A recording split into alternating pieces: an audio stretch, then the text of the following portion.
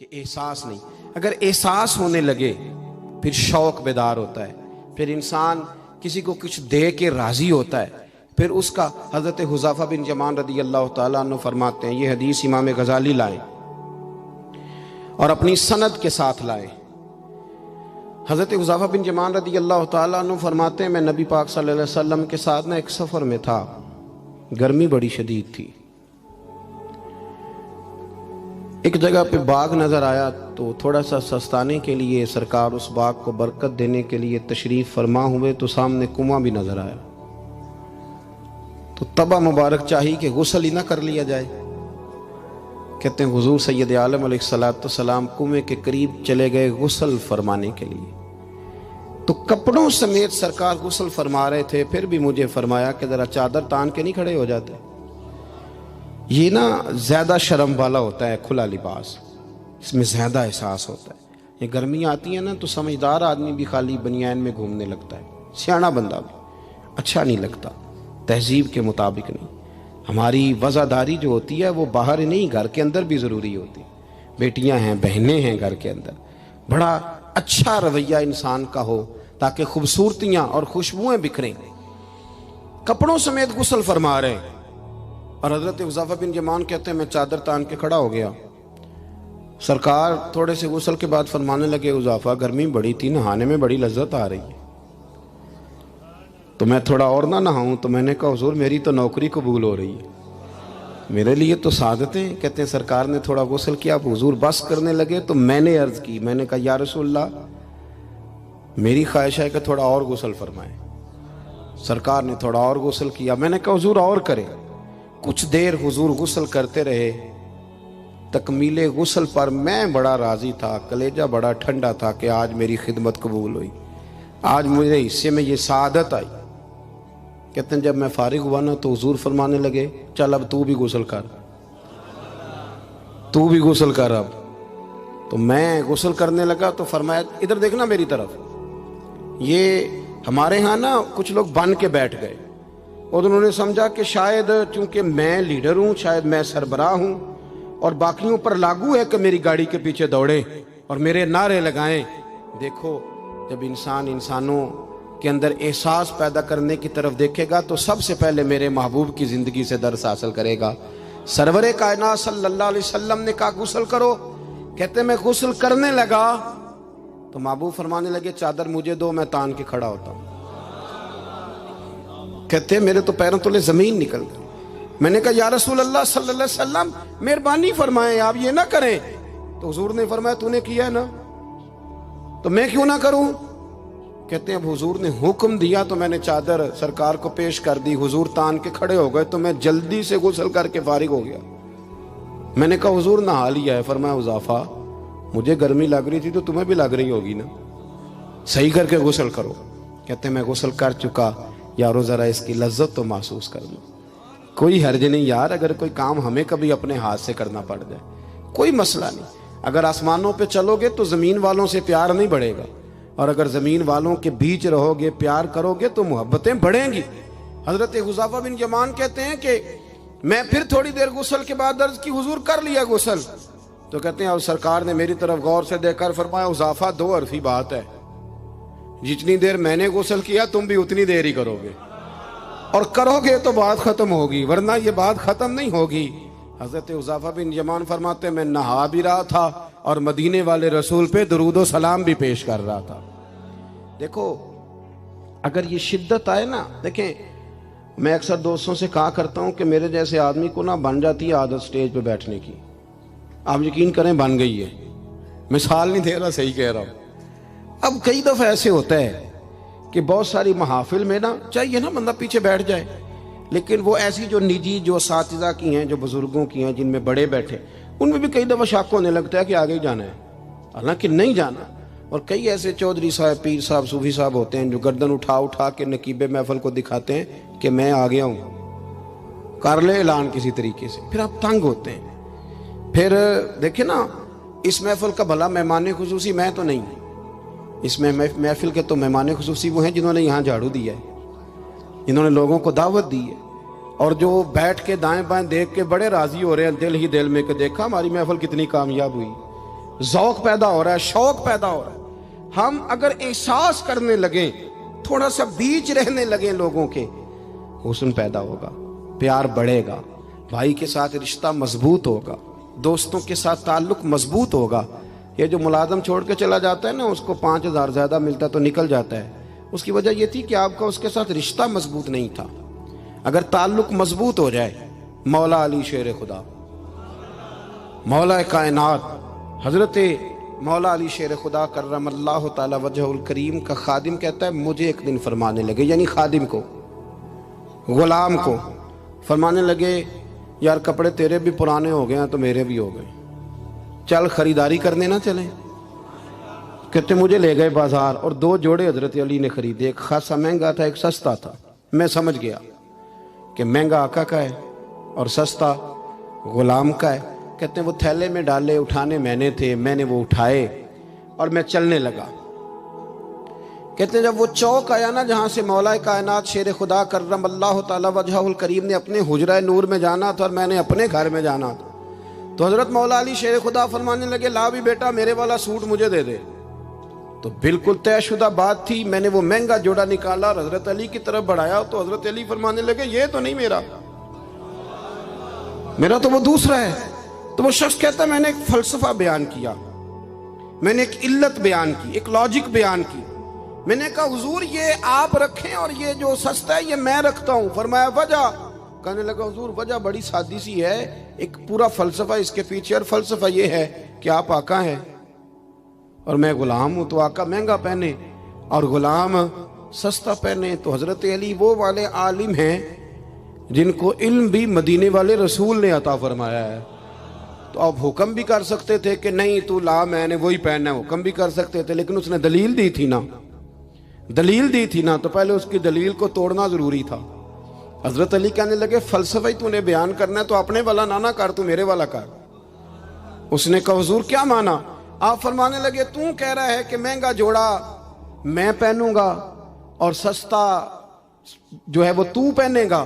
فرمانے لگے تو نے یہ دلیل بیان کی ہے کہ میں آقا ہوں تو غلام ہے، تو فرمایا تو میرے والی علت لینا۔ حضور وہ کیا؟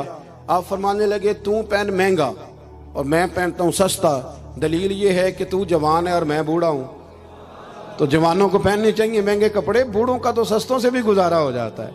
تو وہ خادم کہتا ہے میں لاجواب ہو گیا، اور پھر وہ قیمتی جوڑا مجھے دے گئے اور سستا جوڑا وہ لے گئے۔ کہتے ہیں شیر خدا تو چلے گئے، لیکن ساری زندگی میں سوچتا رہا کہ کائنات میں دوبارہ ایسے لوگ دنیا میں آئیں گے صحیح، یہ ملیں گے صحیح۔ احساس کی جب شدت ہوتی، اب یقین کریں اس ملک کے اندر 2 چیزیں اتنی شدت سے عام ہوئی ہیں، اتنی شدت سے، ایک پروٹوکول، ایک VIP کلچر۔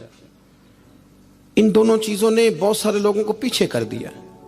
اب تو بہت سارے غریب ایسے ہیں جو بیچارے قریب ہی نہیں آتے، وہ کہتے ہیں نہیں میرے والا کام ہی نہیں، وہ پیچھے، وہ شہرت سے بچنے والا پیچھے رہتا ہے، اور میرا جی چاہتا ہے ساری غزلیں اس ظالم کے نام کریں۔ کچھ لوگ بیچارے بالکل پیچھے ہو گئے، مایوس ہو گئے۔ وہ کبھی حکومت بدلتی ہے تو ان سے کہا جائے نا حکومت بدل گئی ہے، تو وہ 2 حرفی بات کرتے ہیں، کہتے ہیں جو مرضی آ جائے ہم نے تو محنت کر کے کھانا ہے، صبح کام پہ جائیں گے تو شام کو روٹی کھائیں گے۔ وہ بہت سارے نظام سے دیکھیں نا، یہ سیاسی تبصرے وہ بندہ کرتا ہے جو روٹی پیٹ بھر کے کھاتا ہے، اور جس بیچارے کو پتہ ہے نا کہ جو گھی صبح لایا تھا وہ ختم ہو گیا ہے، اور صبح بچوں نے ناشتے کے لیے جب پراٹھے مانگنے ہیں تو گھی کوئی نہیں، تو وہ پھر سیاسی تبصرے نہیں کرتا، وہ تو تکلیف میں۔ اللہ کے محبوب صلی اللہ علیہ وسلم نے نا احساس کی دولت تقسیم کی تھی۔ مسند امام احمد بن حنبل میں حدیث ہے، حضرت بلال حبشی رضی اللہ تعالیٰ عنہ فرماتے ہیں میں نے عصر کی نماز کی اقامت پڑھ دی تھی، ایک بدو آیا، ایک یہودی کا غلام، کہنے لگا یا رسول اللہ صلی اللہ علیہ وسلم میں بڑی مشکل میں ہوں، اگر آپ میرے ساتھ چلیں، میرا چھوٹا سا کام کر دیں تو میری وہ مشکل آسان ہو جائے گی۔ سیدنا بلال حبشی فرماتے ہیں نبی کریم نے نمازیوں سے فرمایا اقامت ہو چکی تھی، فرمایا تم بیٹھ جاؤ، میں ذرا اس بدو کا کام کر کے آتا، تم ذرا بیٹھو، میں صرف اشارے کرتا ہوں، آپ کو ملے گا کہ حضرت جابر ابن عبداللہ کا قرضہ اتارنا تھا تو سرکار کھیت تک گئے اور باقاعدہ سفارش کی ان کی اب تو لوگ کہتے ہیں نا جب تک وہ خدمت کر رہا ہے تو تب تک وہ خدمت گزار ہے، کہیں الجھ جائے تو کہتے ہیں اس کا ذاتی مسئلہ ہے، اور میں ذاتی معاملات میں مداخلت نہیں کرتا۔ تو میاں جب آپ کے پاس تھا، آپ کا ورکر تھا، تب ذاتی مسئلہ کیوں نہیں تھا؟ اب وہ الجھ گیا ہے تو ذاتی مسئلہ ہے۔ ایک عورت رو رہی تھی تو سرکار سفارش کے لیے اس کے ساتھ نہیں چلے گئے تھے کہ میری مالکن مجھے مارے گی؟ آپ کتب حدیث کتب سیرت کو پڑھیں۔ یہی وجہ تھی کہ حضور کے غلاموں میں وہ درد آیا، بڑے زور شور سے آیا۔ امیر المومنین سیدنا فاروق اعظم رضی اللہ تعالیٰ، اس شخص کا آپ جاہ و جلال دیکھیں نا تو کسرا کا بادشاہ کہتا ہے عمر ملنا ہے، تو عمر فرماتے میرے پاس وقت نہیں، میں نہیں ملتا، مجھے کیا ضرورت ہے کسی کی، یہ جاہ و جلال ہے۔ اور انسانیت کی خدمت کا جذبہ کیا ہے؟ چہرے پہ نقاب اوڑھ کے رات کو گھوم رہے ہیں، سامنے ایک خیمہ نظر آ گیا، سیدنا فاروق اعظم قریب گئے تو ایک آدمی خیمے میں ہے اور بڑی پریشانی میں ہے، اندر سے نکلتا ہے پھر اندر جاتا ہے۔ فرمایا خیریت ہے؟ کہنے لگا بڑی دور سے آیا ہوں، امیر المومنین سے ملنا تھا، رات ہو گئی، یہیں میری بیوی کہ ہاں ولادت ہونی ہے اور وقت قریب آ گیا، وہ تکلیف میں، تو یہیں خیمہ لگا کے میں نے بٹھا لیا ہے۔ تو غلام آپ کون ہیں؟ تو حضرت عمر کہنے لگے تو مجھے چھوڑ میں ابھی آیا۔ گھر گئے حضرت عمر، توجہ ہے میری بات پر؟ بس سمیٹنے لگا ہوں۔ گھر گئے اور خاتون اول سے کہا، ملکہ سے کہا، اپنی اہلیہ سے فرمانے لگے کوئی نیکی کمانے کا ارادہ ہے؟ وہ کہنے لگی بڑا ارادہ ہے۔ تو کہنے لگے پھر بچے کی ولادت کے لیے جن چیزوں کی حاجت ہوتی ہے وہ ساتھ لے لو۔ میں آپ کو اس شخص کی بات بتا رہا ہوں جو 24 لاکھ مربع میل کا حکمران ہے، جس کے نعرے سے لوگ کانپ جاتے ہیں، لیکن وہ اصول اپنی جگہ پہ اور انسانوں کا پیار اپنی جگہ پہ۔ حضرت عمر نے اپنی اہلیہ کو ساتھ لیا، انہوں نے کہا کچھ چنے لے لیں، کچھ جو ہے وہ گھی لے لیں، کچھ سرکہ لے لیں، اور آپ یہ ساری چیزیں ڈال کے تو پکائیں۔ حضرت فاروق اعظم رضی اللہ تعالیٰ عنہ نے چولہا جلایا۔ وہ شخص کہتا ہے جب عمر پھونکے مارتے تھے نا آگ میں تو میں ان کی داڑھی سے دھواں نکلتے دیکھتا تھا۔ حضرت عمر نے چولہا جلایا، اوپر کھانا رکھا، وہ جو کہا تھا وہ آپ کی اہلیہ اندر چلی گئی خاتون کے پاس۔ وہ شخص کہتا ہے میں نے 2-3 دفعہ حضرت عمر کو کام بتایا تو میں نے سمجھا کوئی غلام ہے، امیر المومنین نے ڈیوٹی لگائی ہے کہ رات کو مسافروں کا خیال رکھنا، تو میں انہیں کہتا غلام ادھر آ پانی لے کے آ، تو عمر دوڑے جاتے، وہ ڈیوٹی کرتے رہے۔ جب بچے کی ولادت ہو گئی تو اندر سے جناب عمر کی اہلیہ بولی، کہنے لگی امیر المومنین مبارک ہو، اللہ نے آپ کے دوست کو بیٹا دیا ہے۔ وہ شخص کہتا ہے میرے ہاتھ میں پیالہ تھا، دھڑام سے گرا، میں نے تو عمر کا جلال سنا ہوا، میں نے کہا آپ امیر المومنین ہیں، آپ عمر ہیں، آپ کیا خیال ہے آپ کا؟ لوگ باتوں سے بڑے ہوتے ہیں، کردار انسان کو بڑا کرتا ہے، کردار اسے زندہ رکھتا ہے، کردار اسے جینے کا ڈھب اور حوصلہ دیتا ہے۔